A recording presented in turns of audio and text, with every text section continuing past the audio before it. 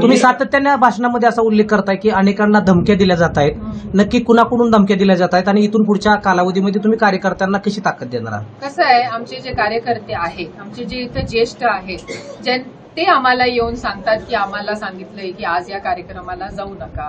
मी परवा दिवशी पुरंदरमध्ये होते. पुरंदरचं जे माळशिरस गाव आहे त्या गावामध्ये मी गेले होते. तिथे देखील आम्हाला सांगण्यात आलं की आम्हाला पोलिसांचे फोन येत आहेत आणि आम्हाला धमकी दिली जाते की तुम्ही या कार्यक्रमाला जायचं नाही. पण तरी सुद्धा कसं आहे, म्हणजे गंमत आहे ही की लोक पण एवढं त्यांना धमकी दिली जातीये, एवढं दबाव टाकला जातोय, तरी पण येत आहेत लोक. म्हणजे शेवटी मायबाप जनता हुशार आहे ना, त्यांना माहिती आहे. आणि आव्हान काय करायचं, मी आव्हान करण्यात पण मी कोणी मोठी नाहीये. आम्ही आज इकडे ताईंचा प्रचार करायला सर्वजण एक सर्वसामान्य कार्यकर्ती म्हणून मी आज इथे आलेले आहे. आमचं सामाजिक काम आहे या भागामध्ये, त्या एक आणि आमची ह्या भागामध्ये प्रत्येक घराशी आमचं एक नातं आहे, एक कौटुंबिक नातं आहे.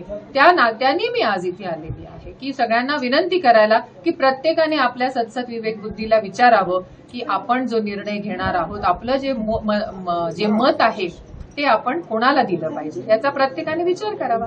सकाळपासून प्रचार सुरू आहे, कशा प्रकारे कार्यकर्त्यांचा या ठिकाणी उत्साह पाहायला मिळतोय, कशा प्रकारे कार्यकर्ते या प्रचारामध्ये सहभागी होत आहेत? तुम्ही आता पाहिलंच आहे, तुम्ही माझ्या सोबतच आहात आणि तुमच्या चेहऱ्यावरती हास्य आहे, त्याच्यावरूनच उत्तर आहे की उत्साही आहेत कार्यकर्ते, जोशात आहेत. आणि सगळ्यात आनंदाची बाब म्हणजे आहे की माझ्या माता भगिनी तर आहेतच, ज्येष्ठ आहेत, पण डबल म्हणजे जी संख्या आज जी आहे ना ती युवकांची आमच्या सोबत आहे. सगळे तरुण युवक आमच्या सोबत आहेत.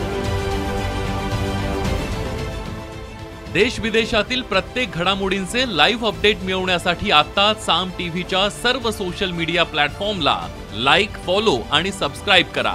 तसंच सर्व नोटिफिकेशनसाठी बेल आयकॉन प्रेस करायला विसरू नका.